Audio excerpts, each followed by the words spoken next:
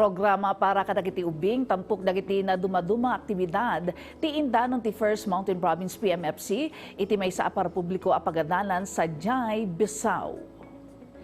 Dagiti learner ti Tambuan Elementary School ti nagdumar iti Children's Education and Development Program ti unit. Kalpasan ti flag raising ceremony a pinasitan ti unit ket ti pangipaay na iti lecture iti anti-bullying, child protection, good touch and bad touch ken NPA awareness.